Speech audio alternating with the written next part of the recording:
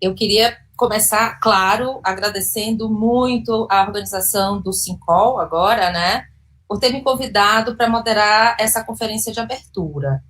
Eu até interrompi minhas férias no Caribe, vocês estão vendo aqui a água maravilhosa do mar atrás de mim, né? Brincadeira, isso é só do Google Meet mesmo. Então, assim, eu fiquei super feliz com esse convite e eu fiquei feliz por dois motivos, né? O primeiro deles, porque nos 2 anos anteriores eu acompanhei a organização do então Simprep, hoje Simpol, e eu sou testemunha do envolvimento dos alunos e eu acho que esse ano deve ter sido extremamente desafiador montar esse programa tão extenso, tão interessante, para manter o nosso Simpol nesse contexto de pandemia, nesse formato virtual, que coloca muitos desafios, né? As notícias que eu recebi e que se concretizam agora nessa programação apresentadas, né, testemunham também o envolvimento de vocês, isso é muito bacana. E o segundo motivo da minha felicidade é porque eu estou abrindo essa mesa ao lado da Lígia, né, a professora Lígia Maria Vieira, professora do Instituto de Saúde Coletiva, que é a minha escola, onde eu me formei, desde a iniciação científica, mestrado, doutorado, enfim. A minha formação é toda de lá, e eu tive o prazer de conhecer Lígia e ser aluna dela, e eu vou fazer uma apresentação rápida, porque eu acho que eu não preciso também acho que Lígia carece de grandes apresentações, né, porque ela é um nome extremamente importante no nosso campo. Né. A Lígia também fez o mestrado lá na UFBA, né, o doutorado aqui no nosso departamento de medicina preventiva, ela fez um pós-doutorado na Universidade de Montreal, e eu acho que além dos títulos acadêmicos, eu acho que um dos traços mais importantes da produção da Lígia e que fazem com que ela seja uma das principais vozes da saúde coletiva, é uma atuação acadêmica muito engajada e voltada para pensar e aprimorar as políticas públicas de saúde e fortalecer o SUS, né? Ela foi secretária de saúde lá na Bahia e contribui muito com o campo da saúde coletiva com pesquisas e uma produção extensa na área de avaliação, políticas e programas de saúde e também sobre os determinantes sociais em saúde. E o que é interessante também é que essa produção ela estabelece um diálogo estreito entre a área de avaliação, a sociologia, portanto, as ciências sociais da saúde, e a epidemiologia. Então, acho que ela representa bem essa interdisciplinaridade que marca o campo da saúde coletiva e que a gente busca tanto em nossos estudos. Bom, eu conheci Lígia já faz tempo, né, Lígia? No final dos anos 80, quando eu entrei lá na graduação da medicina, já faz bastante tempo, e o nosso contato se intensificou, né, durante a pós-graduação, né, como aluna do mestrado e do doutorado, então eu me sinto muito feliz, muito honrada por receber você aqui no Sincol, estar do seu lado, mesmo que virtualmente, nessa mesa, e te agradeço muito por ter aceito o nosso convite, é super importante para a gente sua presença aqui. Agora, a palavra está com você. Boa tarde a todas e todos.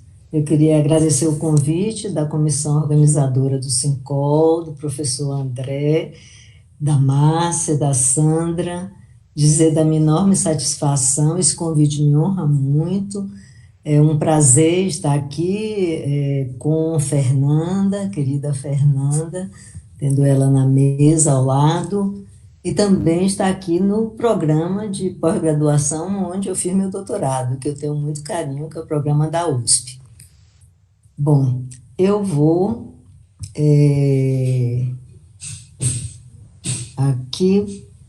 vou compartilhar aqui a apresentação, porque eu...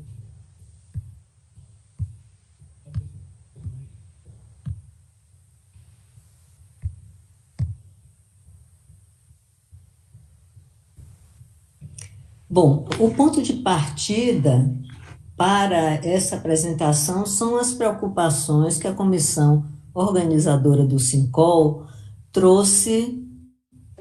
Vocês estão vendo? Sim, professora. Porque a apresentação não está aparecendo para mim aqui. Vocês estão vendo, mas deixa eu ver aqui. Assim, certo. Isso, agora deu certo. Pois é. Então, o ponto de partida para essa apresentação são as preocupações da comissão organizadora, que estão expressas no título Saúde Coletiva, Paradigmas Crônicos e Diálogos Agudos. Por outro lado, como eu venho fazendo pesquisas sobre a saúde coletiva como campo, então eu também vou trazer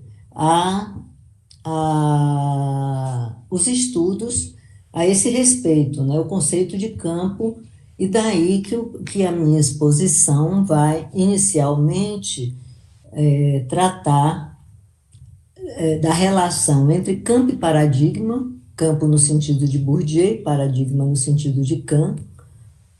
Posteriormente, eu vou trazer alguns dos resultados da pesquisa sobre o campo da saúde coletiva, que estão publicadas em livro recente, para, ao final, trocar com vocês algumas reflexões sobre a situação atual, a pandemia Covid-19, problemas e perspectivas. Professora Lígia, Sim. Seria possível colocar a tela em modo apresentação? Sim. Aqui. Pronto? Isso. Obrigada. Bom, Bourdieu reconhece a contribuição de Kant no sentido de que esse autor foi quem tem o mérito de ter identificado que as mudanças no conhecimento científico se faziam por rupturas, por revoluções e não de forma contínua como outras abordagens propunha. Só que Bourdieu também identificou que das limitações decorriam do fato de que esse autor descrevia o mundo científico como uma comunidade dominada por uma norma central. Daí que ele reinterpreta Kant, identificando que o motor da mudança estaria no conflito entre ortodoxia e heresia, entre os defensores do paradigma e os inovadores, entre dominantes e dominados, que seria o essencial da teoria dos campos. Em que o conceito de campo nos ajuda a compreender melhor o universo social e, em particular, a saúde coletiva. O conceito de campo está articulado aos conceitos de capital, hábitos e lúcio, que são três conceitos, um sistema de conceitos que nos auxiliam à formulação de hipóteses diante de novas situações e objetos. Brevemente, tendo em vista que esse é um simpósio discente, para quem não tem muita iniciação, aproximação com a teoria de Bourdieu, Bourdieu trabalha com o conceito de capital, que vem da economia, mas ele transporta para os outros universos, particularmente os universos de produção de bens simbólicos, e ele desenvolve o conceito de capital simbólico, de capital cultural, e também ele busca identificar o capital específico a cada campo social, como o capital político do campo político, capital burocrático do Estado. E nós, na saúde coletiva, buscamos aprender, nos interrogamos sobre a existência de um capital sanitário específico. Esses conceitos integram a teoria das práticas de Bourdieu, que tem também como mérito ser uma teoria que busca articular as dimensões objetivistas e subjetivistas, procurando superar as limitações de ambas as abordagens, né? Critica as limitações de cada uma e busca integrar as contribuições de ambas. Então, interpretar a saúde coletiva como campo, no sentido de Bourdieu, corresponde a indagar quais as principais questões que estão em jogo nesse universo social. Corresponde a buscar identificar a arquitetura e a dinâmica do campo, isso eu faço nos 2 primeiros capítulos do livro, identificar, mapear a rede de relações entre posições, agentes e instituições, analisar a relação entre as posições e as disposições, no sentido de aprender o hábitos, que é um outro conceito que está relacionado a um esquema de percepção inconsciente ou não consciente que é desenvolvido pelas pessoas ao longo de sua vida, ao longo dos diversos momentos de socialização, primeiro na família, depois na escola e, por fim, no mundo do trabalho. E, por fim, aprender a lógica específica do campo, que está ligado à ilúsio, que é um terceiro conceito-chave que diz respeito ao investimento. Por exemplo, por que nós nos interessamos pela saúde coletiva, por que nós estamos agora aqui reunidos nesse simpósio. Então, é o investimento que os agentes sociais fazem em determinado campo, em determinado universo. Por fim, feito isso, trata-se de articular a análise das trajetórias dos agentes com as condições históricas de possibilidade, dando uma ênfase grande à análise sócio-histórica. Daí a importância da gênese nesses estudos. A minha investigação identificou que a saúde coletiva surge ao interior do campo médico nos anos 70, decorrente como um produto do entrelaçamento das trajetórias de médicos e cientistas sociais. Ela opera rupturas com a higiene, com a saúde pública e com a medicina preventiva. O projeto é de uma medicina social, que implicava, projeto do grupo de médicos, uma teoria social da saúde, que aparece nos trabalhos pioneiros de Dom Ângelo, de Arouca e de Juan César Garcia, uma teoria que subsidiasse a reforma sanitária como uma reforma social mais ampla.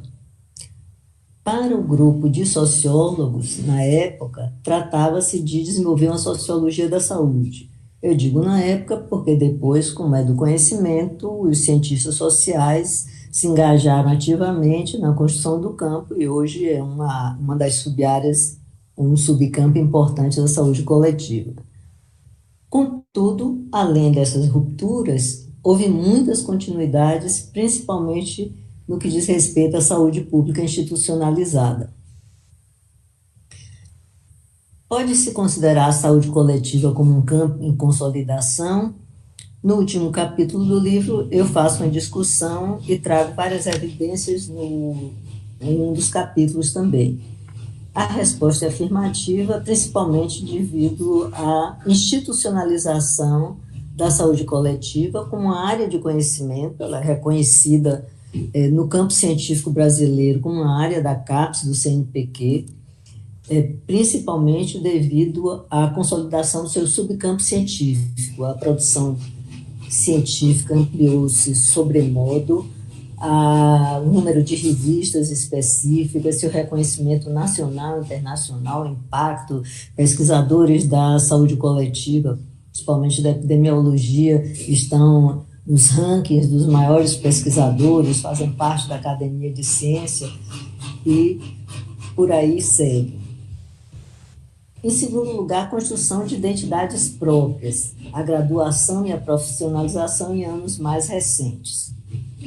Por outro lado, verificou-se uma ampliação da sua autonomia relativa, a criação da lógica propriamente sanitária, vamos dizer, uma saúde coletiva pela saúde coletiva, em analogia à arte pela arte, que aparece quando o campo artístico nasce, e dos negócios são negócios, que é do campo econômico. Além disso, a especificidade do seu objeto foi afirmada gradativamente, que se afasta da ênfase no indivíduo e na doença, se deslocando para a saúde e para a população.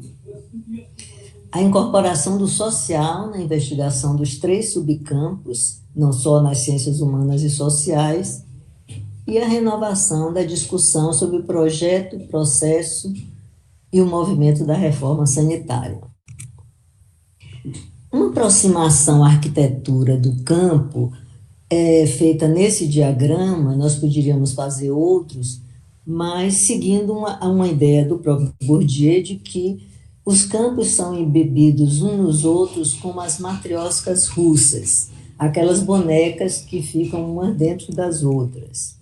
Então, se imaginarmos o espaço social nacional teríamos, de um lado, o polo do mercado, do interesse do privado, do interesse dos negócios, do lucro. Do outro, nós temos o polo do público, do universal, do interesse coletivo. Temos o polo da produção do conhecimento, do campo científico, da pesquisa, e o polo da ação, da prática.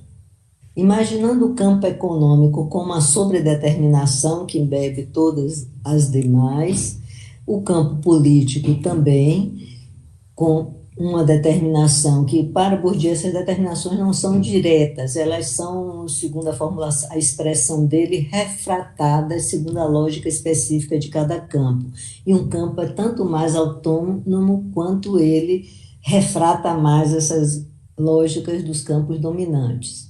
Teríamos o campo científico, o campo médico, o campo burocrático, aí o burocrático no sentido do Estado, as ciências sociais. E, numa interseção entre esses diversos campos sociais, nós temos a saúde coletiva, que se constrói como contendo a epidemiologia como uma disciplina dominante cientificamente, as políticas, o planejamento, a gestão e a avaliação como dominadas do ponto de vista científico, mas dominantes do ponto de vista da prática, mais próximas do ponto de vista da prática. As ciências sociais humanas estariam mais próximas do polo da pesquisa e do conhecimento. Quais são as questões que estão em jogo no campo da saúde coletiva? Em primeiro lugar, autoridade sobre a definição legítima dos problemas de saúde no âmbito populacional, seus determinantes e políticas adequadas para a sua resolução. Em segundo lugar, a especificidade do objeto da prática da saúde coletiva, as fronteiras do campo. Eu vou falar mais para frente nas fronteiras do campo. Naquele diagrama já dava para ver várias fronteiras. As regras do campo científico. Vocês devem acompanhar discussões sobre os critérios da CAPES e do CNPq de avaliação. As disputas entre os subcampos, que são metodológicas, mas também envolvem as oposições político-científico, político-técnico, científico-técnico, devido às interfaces que a saúde coletiva faz com o Estado, com os serviços de saúde, com a pesquisa e com os movimentos sociais. A identidade dos seus agentes. Essa é uma questão importante, porque tendo em vista que é um campo que é construído a partir de diversas formações, inicialmente eram médicos, mas depois diversos outros profissionais da saúde, hoje é uma gama enorme, odontólogos, psicólogos, fisioterapeutas e cientistas sociais de todas as áreas, e mais recentemente pessoas oriundas das áreas exatas. Ontem mesmo eu vi uma palestra que tinha um engenheiro discutindo a pandemia da Covid e o projeto da reforma sanitária.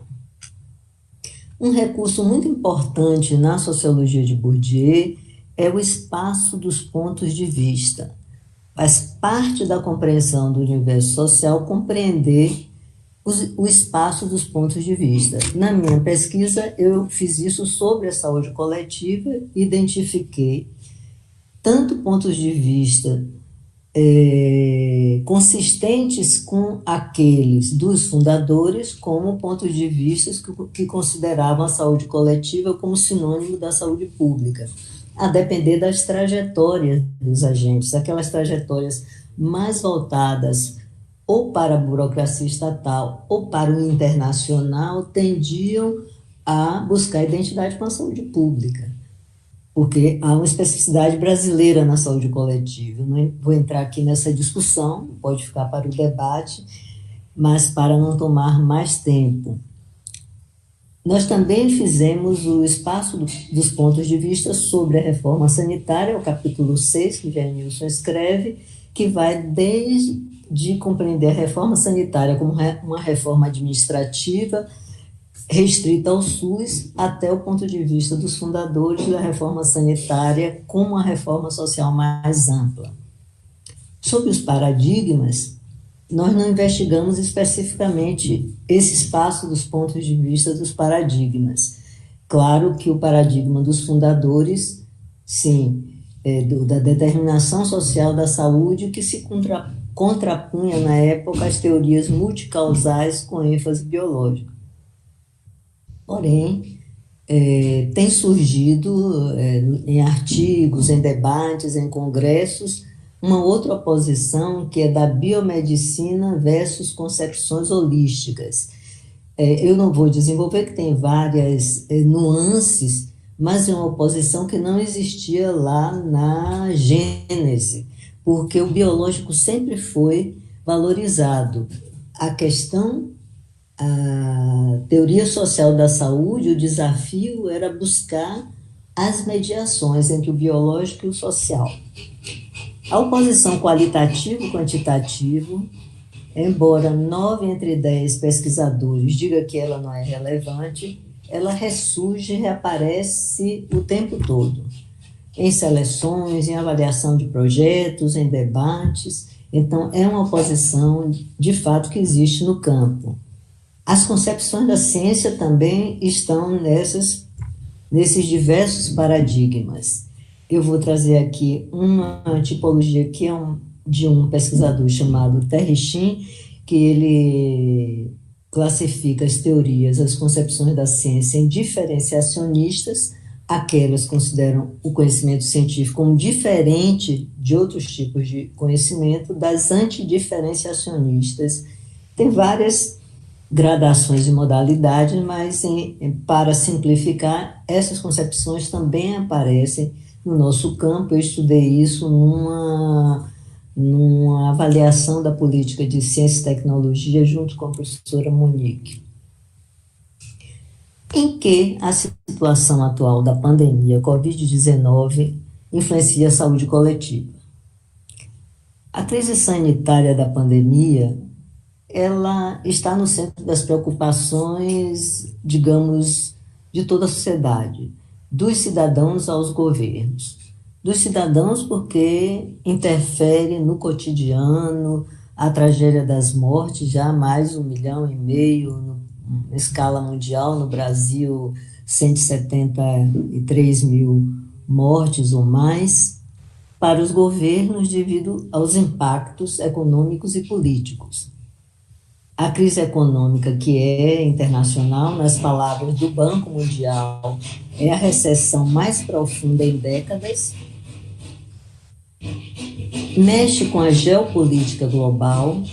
O professor José Luiz Fiore, em uma dessas palestras que a Abrasco tem promovido no Agora Abrasco, ele faz uma análise que mostra que os principais potências, o tabuleiro de poder da geopolítica foi mexido, se reposicionaram, e ele dá o exemplo. Na época, ele fez isso antes da eleição de Trump, e foi muito interessante a análise, porque ele dizia que em fevereiro a reeleição de Trump estava garantida. E o fracasso da resposta dos Estados Unidos à pandemia, face ao sucesso relativo da China, fez com que isso se modificasse. Claro que a derrota de Trump tem outras causas, o movimento das vidas negras importa, seguramente tem efeito, mas a pandemia interferiu. E ele faz ainda uma análise meio preocupante do reposicionamento, inclusive militar, das principais potências no mundo todo. No Brasil, a pandemia mostrou, para quem tinha alguma dúvida, ainda a ausência de governo, sem plano, sem estratégia, com atitude negacionista, o caos já identificado por todos, para além do retrocesso que veio se somar ao retrocesso civilizatório que nós estávamos vivendo desde 2016, com ameaças ao Estado de Direito e o desmonte do próprio Estado. Um parêntese aí, para dar um exemplo do que é a autonomia relativa de um campo, a curta experiência da gestão Mandetta, porque o Mandetta era um representante do setor privado, que vinha com propostas de privatização da saúde. Com a crise e a epidemia, ele foi imergido na institucionalidade do SUS, ele vestiu a camisa do SUS, literalmente. Eu acho que cabe uma análise, são só observações mais superficiais, mas caberia uma análise daquele fenômeno. Mas para a saúde coletiva, a pandemia ela está no centro do objeto da saúde coletiva. É um problema que demanda a sua expertise específica. Um consenso entre diversas autoridades e profissionais e pesquisadores, principalmente das diversas áreas, é que vivemos um quadro de incertezas. É uma doença desconhecida que está sendo progressivamente compreendida, mas numa velocidade de produção do conhecimento inédita. Daí que uma série de conclusões contraditórias que são frequentes no campo científico, fazem parte do campo científico, aparecem, digamos, e com problemas, só para dar alguns exemplos, o uso de máscaras, que inicialmente não havia evidências, depois apareceram evidências, e a interpretação sobre as evidências diverge entre especialistas.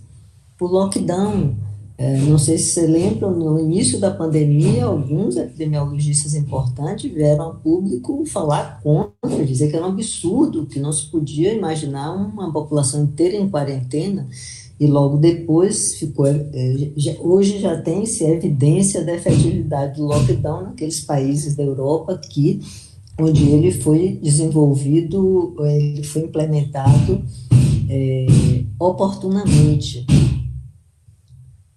A terapêutica, não vou entrar aqui na polêmica da terapêutica da hidroxicloroquina, agora os novos conhecimentos sobre a transmissibilidade dos supertransmissores, os assintomáticos transmitem, não transmitem. Então, essas conclusões contraditórias geram mudanças nas orientações das autoridades sanitárias, o que traz problemas sérios de comunicação com a população e desconfianças em relação à ciência, que é um problema nesse momento onde a negação da ciência, o obscurantismo tem que ser combatido.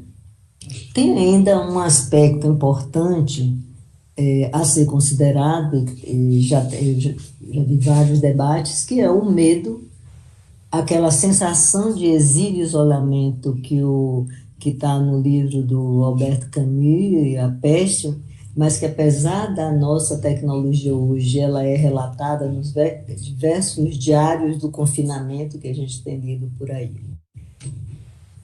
Um outro aspecto que se agudiza são as disputas das fronteiras da saúde coletiva. A condução da pandemia passou para os chefes de Estado. Então, Angela Merkel vem a público dizer que é o maior desafio para os alemães desde a Segunda Guerra. Macron, Boris Johnson, os chefes de Estado todos assumiram a condução da pandemia, as coletivas. Dificilmente, eu estou coordenando agora um projeto de pesquisa que analisa comparativamente as respostas, a iniciativa lá do ISCRE, somando-se a outras iniciativas de buscar ajudar na resposta.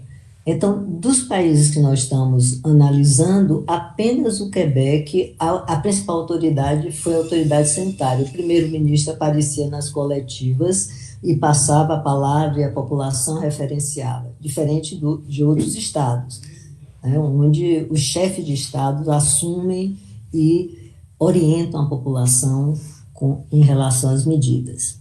Por outro lado, a autoridade científica sobre as estratégias mais efetivas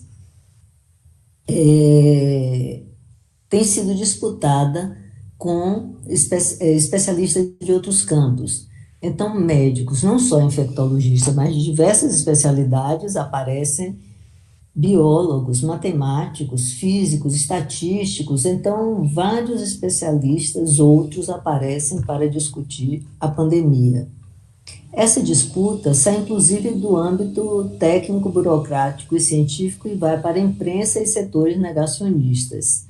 né? Então, o senso comum tomou conta das questões da epidemia, porque também diz respeito ao cotidiano da população. Por outro lado, há um reconhecimento internacional e até mesmo nacional da autoridade específica e relevante da saúde pública. Os epidemiologistas e sanitaristas nunca foram tão reconhecidos.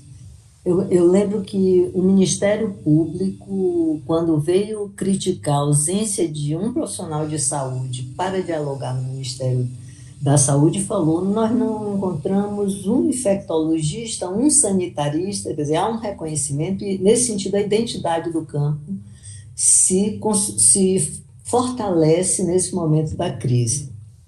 A nossa associação, a Associação Brasileira de Saúde Coletiva, a Abrasco, ocupou com muita competência esse espaço com uma série de eventos de análise e formulação de propostas que resultou na apresentação de um plano de contingência alternativa à omissão do governo federal, né? Quer dizer, então, a Abrasco, os eventos, as ágoras da Abrasco reuniram pesquisadores em diversos centros, e aqui cabe um destaque que os grupos de pesquisa se articularam de forma, inclusive, voluntária, lá na Bahia, Rede Covida, no país todo, iniciativas dos diversos grupos de pesquisa para monitorar, para elaborar propostas, e a Abrasco publicizou essas iniciativas. Além disso, ela organizou aquela Frente pela Vida, quer dizer, teve a militância também com os movimentos sociais, SBPC, para questionar, e apresentou o plano alternativo. Quer dizer, em todas as frentes, política, técnica, ela ocupou esse espaço. Ainda que o vírus, a etiologia da pandemia, seja um vírus e remeta para o biológico, a teoria social da saúde ficou extremamente fortalecida, que estava lá nas origens da saúde coletiva, né? As origens da epidemia ainda estão sendo investigadas. Até agora descarta-se a teoria conspiratória de um vírus de laboratório. E as hipóteses mais importantes são o desequilíbrio ecológico, os desmatamentos e exploração dos recursos naturais de forma predatória. A transformação da epidemia em pandemia decorreu de uma dimensão da globalização, que é a circulação internacional por via aérea, por aviões, não só econômica, mas devido ao turismo internacional. Os casos índices da Bahia foram 2 casos. Salvador e Feira de Santana eram turistas que estavam na Europa e introduziram a pandemia na Bahia. As respostas à pandemia aí mostraram o outro lado da globalização, né? Que é a ênfase no Estado-nação. Na hora da crise, os Estados-nação voltaram-se para si mesmos por razões compreensíveis, fechamento de fronteiras, mas também de forma predatória, como foi o caso da retenção daquele voo de compra de respiradores nos Estados Unidos. A crise econômica, como eu já me referi, é uma crise global, né? Vou trocar aqui de óculos. Eu estava com óculos. É uma crise econômica global. As respostas efetivas nos países que envolveram ações intersetoriais, não apenas no apoio aos grupos mais vulneráveis, mas, por exemplo, na Coreia do Sul, a rápida realização de testagens resultou de uma conexão do governo com as empresas que fabricavam os kits de teste. As desigualdades sociais, há muito estudadas, elas se acentuam. Os mais vulneráveis não só adoeceram mais, morreram mais, como tiveram mais dificuldade de acesso ao cuidado. Por outro lado, há uma centralidade do Estado e dos sistemas públicos de saúde. Mesmo dirigentes de orientação liberal apoiaram e reconheceram a importância dos sistemas universais, como aconteceu no Reino Unido. Em contrapartida, os interesses privados e do mercado, em todos os níveis da resposta, nunca foram tão gritantes, desde a superfaturação das máscaras no início até a guerra das vacinas. A notícia de ontem é que já tem compradas 9 bilhões de doses de vacina, que daria para vacinar a população do planeta. Porém, essa compra está sendo feita dos países mais ricos. A África está ainda tentando negociar doses para cobrir 60% de sua população. Existem alguns problemas estruturais para a produção do conhecimento na saúde coletiva que se agudizam com a pandemia. Em primeiro lugar, a inexistência de uma teoria unificada do mundo social, que não é um problema da saúde coletiva, é das ciências sociais, mas tendo em vista que a incorporação do social na explicação desse fenômeno está no centro da nossa busca pela determinação, dos estudos sobre a determinação social da saúde, essas múltiplas teorias são um obstáculo estrutural, porque elas requerem um movimento de multidisciplinaridade, interdisciplinaridade e transdisciplinaridade. A multidisciplinaridade foi muito mobilizada agora pelos diversos grupos. Aqui na Bahia. A Rede Covida reuniu mais de 100 pesquisadores das diversas áreas, físicos, matemáticos, fazendo a modelagem, epidemiologistas, especialistas em política, planejamento e gestão. Porém, essa multidisciplinaridade foi efetiva porque esses diversos grupos de pesquisa já tinham linhas interdisciplinares, quer dizer, já tinham uma tradição de interdisciplinaridade. E muitos pesquisadores, individualmente, estão fazendo esse movimento da transdisciplinaridade, que é a incorporação por parte de um pesquisador de uma disciplina de outras disciplinas para estabelecer o diálogo. Só para dar um exemplo, a epidemiologia tem seu saber específico. Ficou muito claro agora, na pandemia, a existência desse saber específico. Porém, ela requer saberes oriundos da biologia. Quer dizer, para se compreender a pandemia, foi preciso toda a pesquisa da biologia da genética, para compreender o vírus, para elaborar um protótipo de vacina, que é RNA, é de vírus morto. Isso tudo é pesquisa básica, laboratorial, que depois passa por ensaios clínicos, ensaios comunitários, e aí incorpora a epidemiologia. E agora, para levar a vacina, para transformar a eficácia laboratorial em efetividade, tem toda a logística que é da área da gestão, do planejamento e da política, que é da saúde coletiva. Mas precisa também dos saberes da clínica, não só, evidentemente, para o tratamento, mas para a definição de caso de suspeito.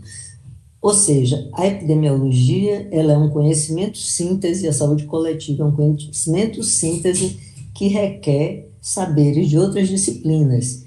E incorporar esses saberes é uma tarefa, cada disciplina dessa é um investimento de vida, cada área tem mais, então é muito complexo, é um obstáculo e que tem que ser enfrentado, né? São obstáculos, porque esse conhecimento todo ainda precisa ser transformado em modelos para intervenção. Eu vou trazer aqui um modelo de vigilância em saúde desenvolvido por Jair Nilson, lá do Instituto, mas existem outros. Jair Nilson desenvolveu aquele modelo da história natural das doenças, incorporando a determinação social, ampliando o controle inicialmente de riscos, que era vacinação, controle de danos, que é o tratamento e o cuidado já dos casos, para o controle de causas, que agiria sobre os determinantes sociais. Mas também nós temos problemas estruturais para as práticas. Embora o SUS tenha sido concebido e construído com uma política de Estado, sua dependência dos governos é muito grande, como ficou claro agora, no desmonte do Estado brasileiro, né? Por outro lado, as nossas instituições, rapidamente, em pouco tempo, tudo que foi construído nas últimas décadas, em poucos anos, está sendo desmontado, o que mostra a fragilidade das instituições. E também os espaços de participação popular que nós acreditávamos que poderiam resistir mais assegurar mais a continuidade daquela política estatal.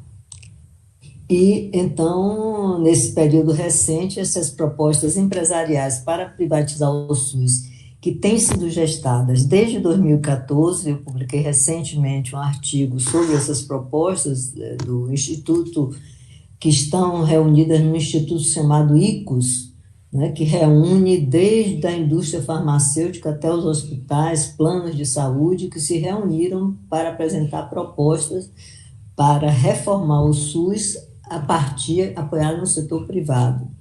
Essas propostas de privatização têm acolhida também propostas recentes dos organismos internacionais que substituem o nosso histórico direito à saúde como direito de cidadania pela cobertura universal que pode ser feita de qualquer jeito.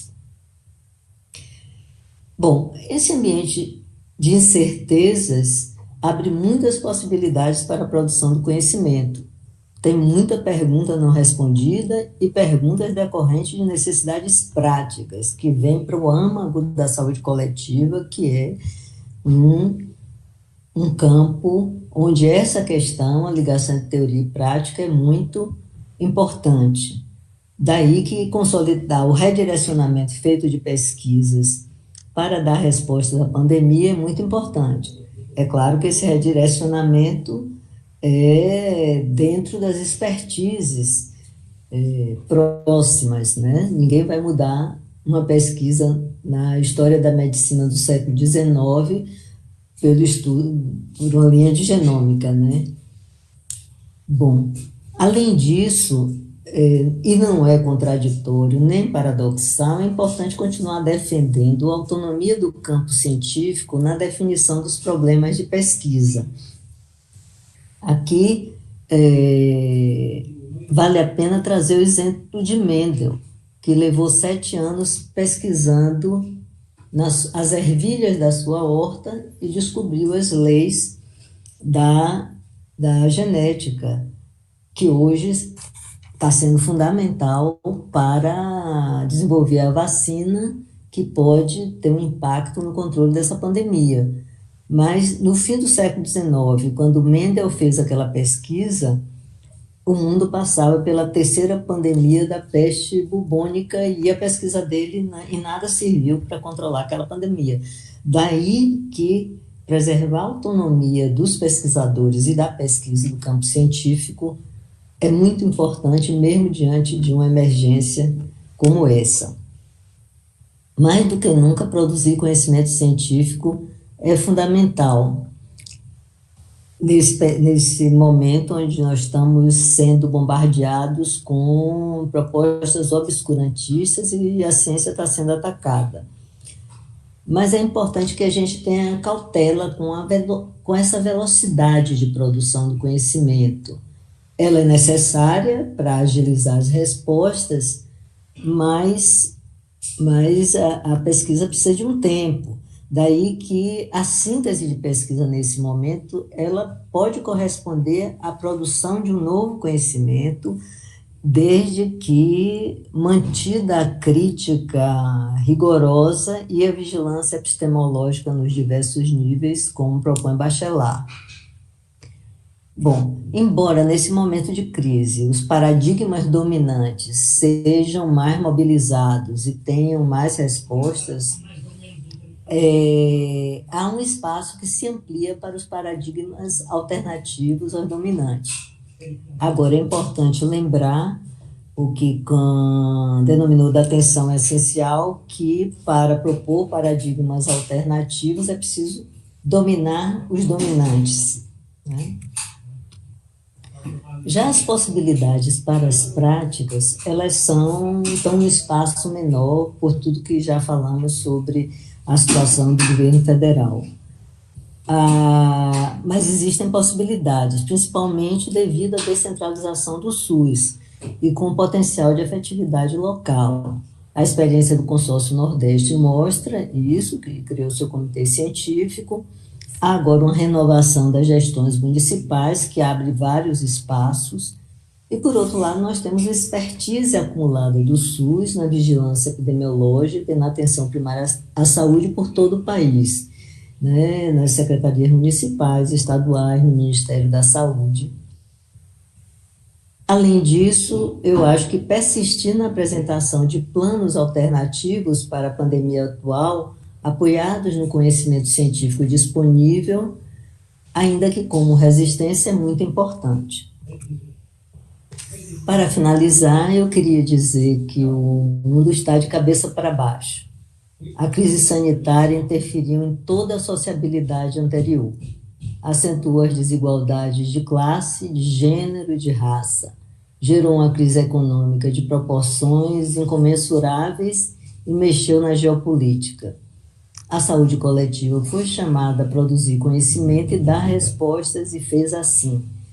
Essa atuação, nesse estreito espaço de possíveis, em tempos de desmonte do Estado, autoritarismo, negacionismo científico e retrocesso civilizatório, mantém acesa a chama dos interesses universais e públicos. Muito obrigada.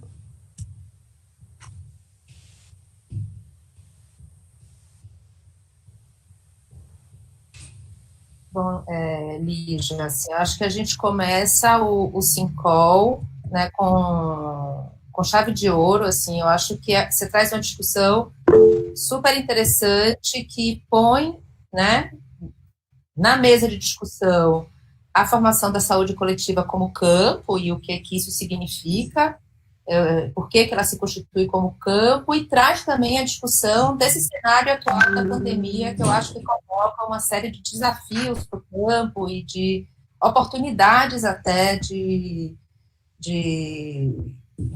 maior inserção, né? Como você falou, a epidemiologia, a saúde coletiva nunca foi tão falada, né?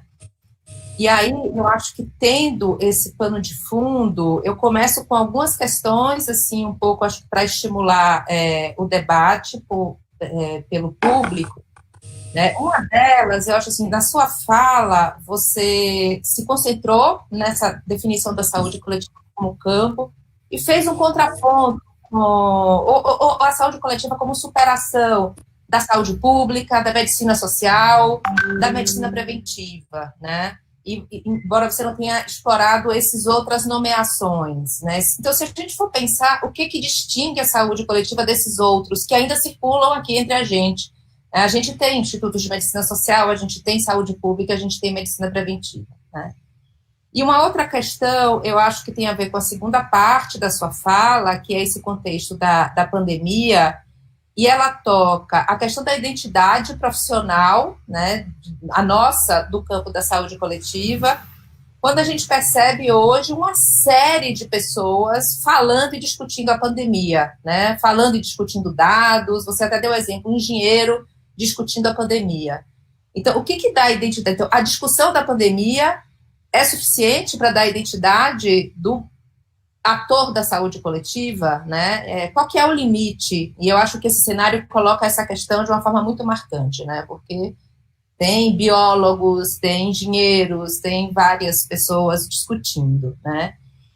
E uma outra questão que eu pensei também é essa popularização da saúde coletiva e da epidemiologia. Exatamente por isso que você colocou, nunca se falou tanto em saúde coletiva e epidemiologia, né? E essa popularização, ela pode ser vista também como uma certa ampliação do debate público sobre a ciência, o papel da ciência, e uma expectativa muito grande na ciência, de que a ciência vai dar respostas rápidas, verdadeiras e definitivas. E a gente sabe que o tempo da ciência é outro, e que a ciência trabalha mais com incerteza do que com certeza, né? Então, como é que você pensa isso em termos de retorno para a nossa área, né? O que a gente pode esperar desse debate público em torno do método científico da ciência e, mais especificamente, dessa ciência que a gente faz no nosso campo da saúde coletiva, tá? Aí a gente vai vendo as outras questões que vão surgindo.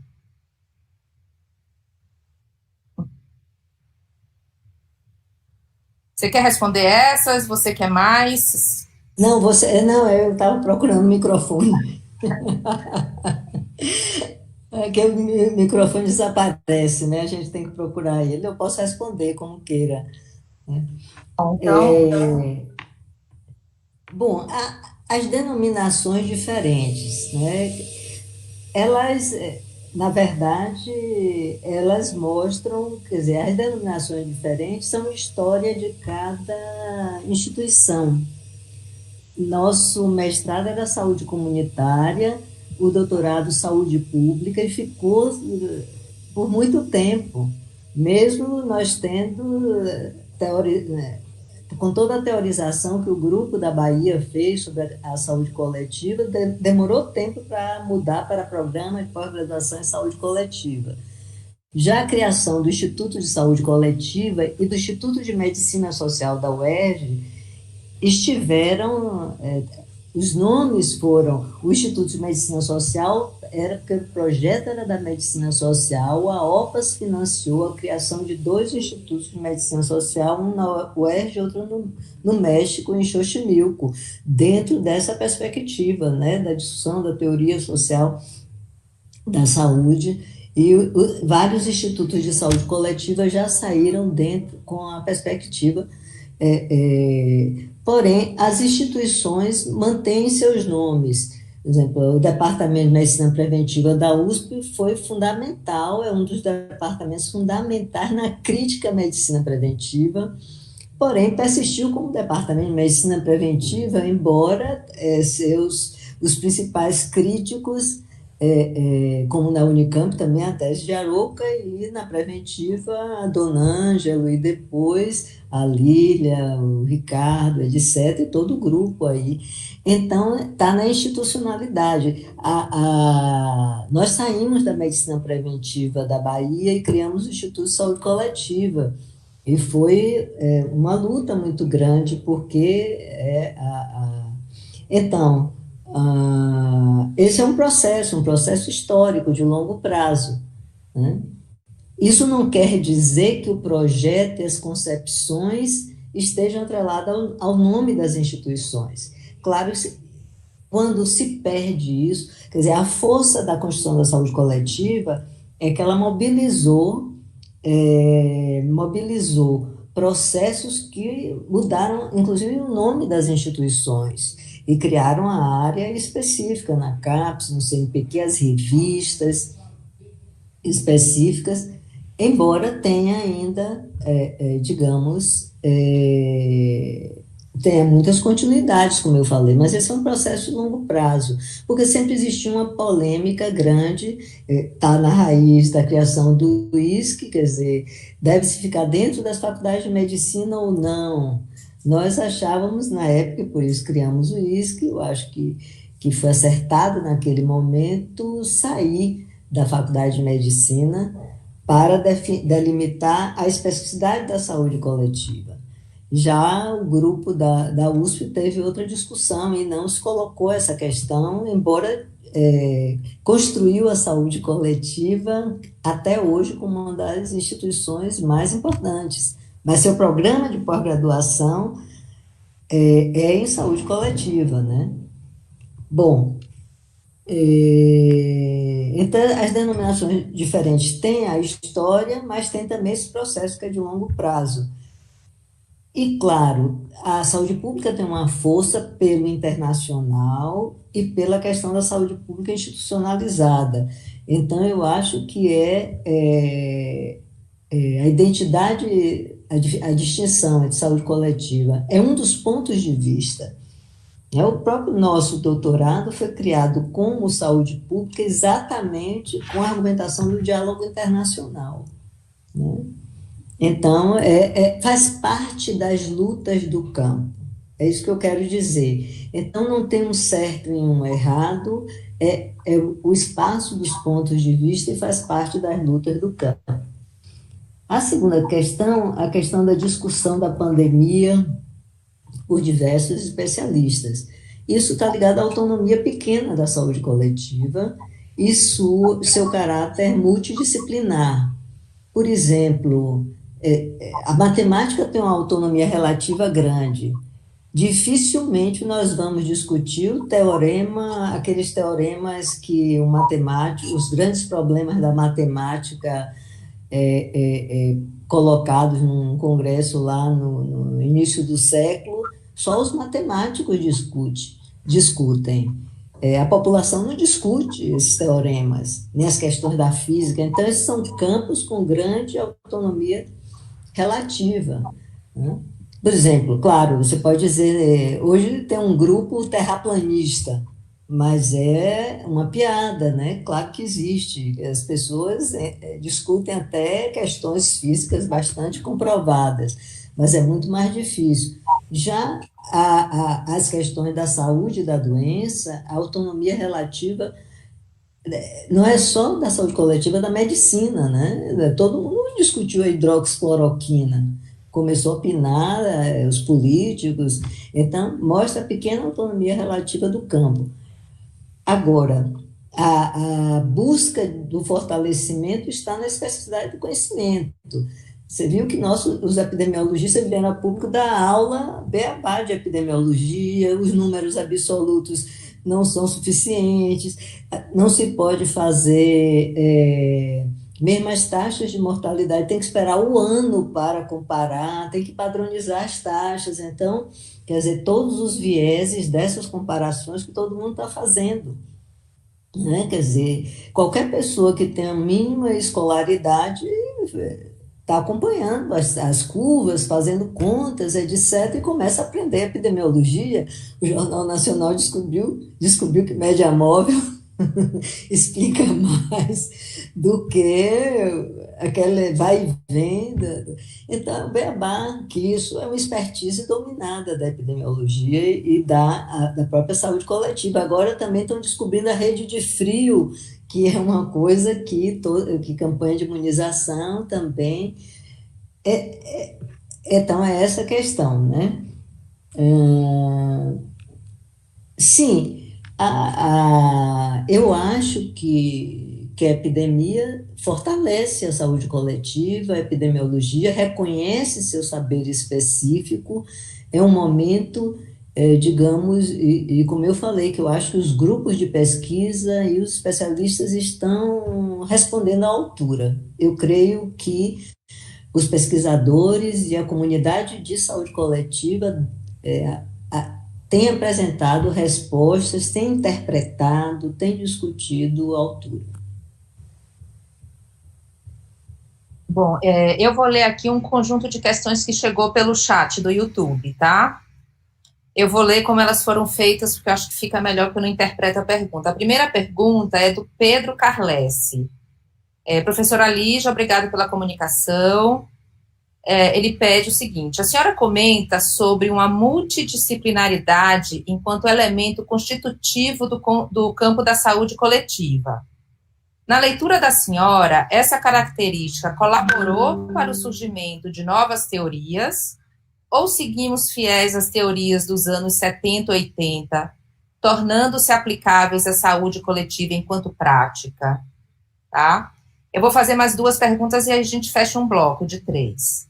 Essa segunda pergunta eu não sei de quem que é, tá? Professora, gostaria de ouvir a senhora um pouco mais sobre a limitação estrutural do campo da saúde coletiva, entre aspas, por trazer pluralidade de teorias para pensar os fenômenos, e a Covid em particular.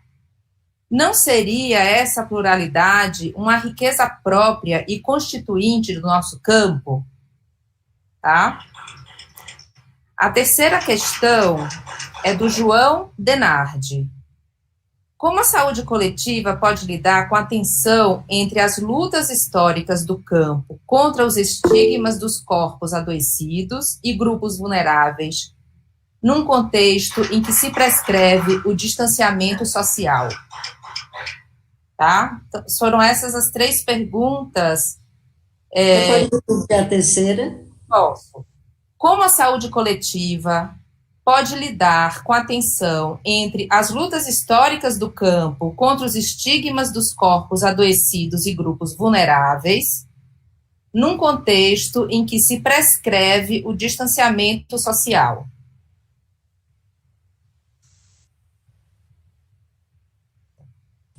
Ok. Bom, a primeira questão é se a multidisciplinariedade trouxe novas teorias.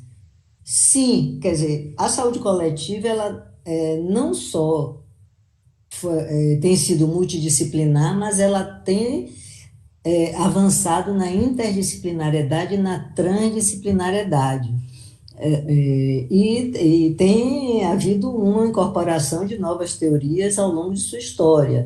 Nas suas origens foi predominantemente marxista, mas ao longo dos últimos anos diversas teorias antropológicas, fenomenológicas, referenciais distintos, tem uma gama grande de teorias e essa uma diversidade. Nós temos das ciências sociais, nós temos no nosso estudo, nós mapeamos os programas de pós-graduação, uma variedade muito grande de disciplinas, história, economia, de profissionais de diversas, pesquisadores de diversas áreas. Eu acho que tem resultado num aporte de muitas, das diversas tradições teóricas das ciências sociais, que não são nossas, né? São das ciências sociais. Isso é importante, que é esse problema estrutural. Essas disciplinas, nós não, dificilmente um pesquisador da saúde coletiva vai desenvolver uma nova teoria do social, porque esse não é nosso objeto central. Nosso objeto é compreender as relações entre a saúde e a sociedade, entre o biológico e o social. Aí a gente tem que trabalhar com a pesquisa dos biólogos e dos clínicos e com a pesquisa dos cientistas sociais. Quer dizer, o novo para nós é essa interface, mas dificilmente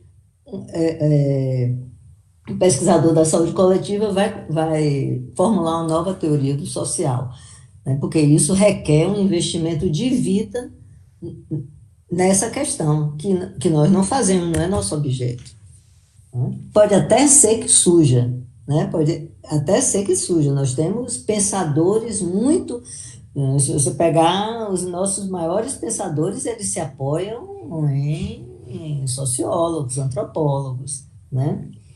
Bom, a segunda questão é a limitação estrutural. Assim, por que uma limitação estrutural essa diversidade de teorias? Porque a gente precisa entender o mundo social. Então, a ausência de uma teoria unificada do social mostra ainda a incipiência das ciências sociais. Porque, por exemplo, a física, claro que no social, você tem os diversos pontos de vista que Bourdieu aprendeu. A realidade é apreendida a partir de diversas perspectivas. Agora, ter uma teoria unificada auxiliaria muito, digamos. Você faz uma analogia com as ciências hard, né? Quer dizer, se a gente chegar a um ponto de explicar o mundo social por uma teoria, isso vai facilitar, transformar o mundo social, né? Não sei se isso é possível, devido a essa dimensão subjetiva da compreensão do mundo social, mas o empreendimento, por exemplo, Bourdieu, o empreendimento dele foi buscar integrar contribuições de diversas tradições teóricas diferentes. Então, ele incorpora e dialoga com o marxismo, com Durkheim, com Weber.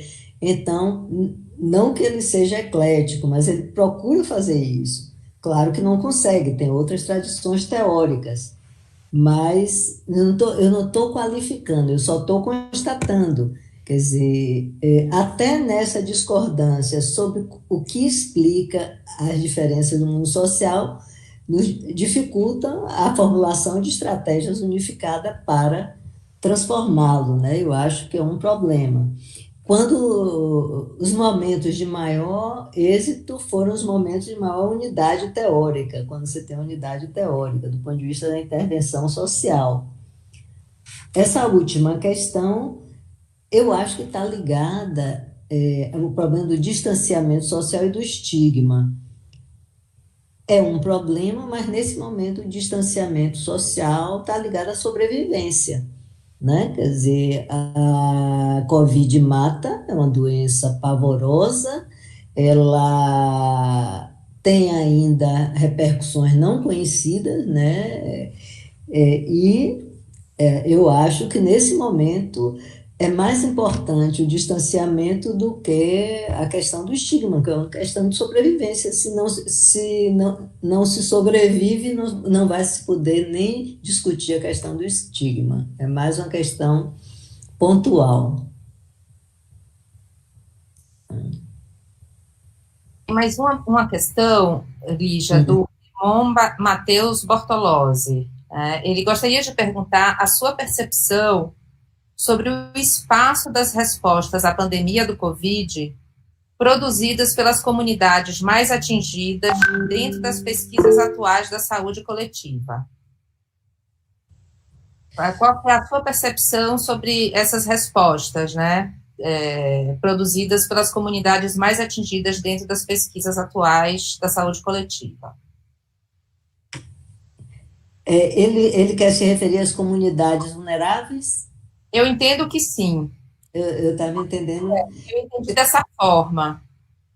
Pelo que eu pude acompanhar, teve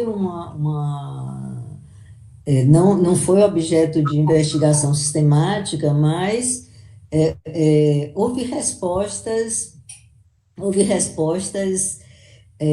um movimento grande de solidariedade, embora, como nós sabemos, os mais vulneráveis acabaram sendo mais atingidos, porque a transferência ela não foi suficiente, ela já acabou,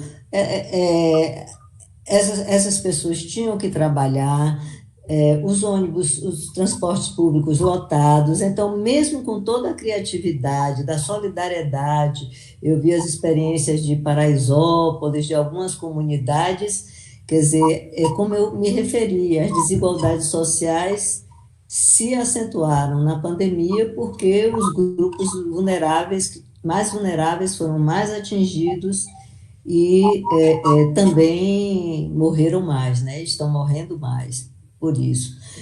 Quer dizer, isso poderia se mapear, eu não tenho informações, digamos, mas em síntese, eu acho que, infelizmente, o registro é que, por mais que tenham sido diversificadas essas respostas e criativas, foram os grupos que foram mais atingidos pela pandemia. Não sei se eu respondi, se era isso. Tá bom, Lígia, eu vou agradecer mais uma vez, eu acho que foi uma maneira super boa da gente começar o nosso simpósio. Eu acho que você traz questões que vão estar presentes aí ao longo das várias discussões que vão ser feitas. Então, em nome da organização, eu agradeço de novo você ter aceito estar aqui com a gente, e você vai ganhar de presente um livro do professor André Mota, tá bom? Tempos Cruzados, a Saúde Coletiva no Estado de São Paulo, de 1920 a 1980, em agradecimento à sua participação aqui com a gente, tá bom? Eu que agradeço, acho que foi um prazer enorme estar aqui com vocês, e sucesso no restante do seminário. Tá bom, obrigada. Muito obrigada, professora Lígia, foi uma aula maravilhosa, em nome de todos os alunos da pós-graduação, muito obrigada mesmo por ter aceito o convite. Então, gente, vamos, né? Isso, estamos encerrando, nos encontramos aí na próxima sessão. Tá ótimo, tchau. Tchau.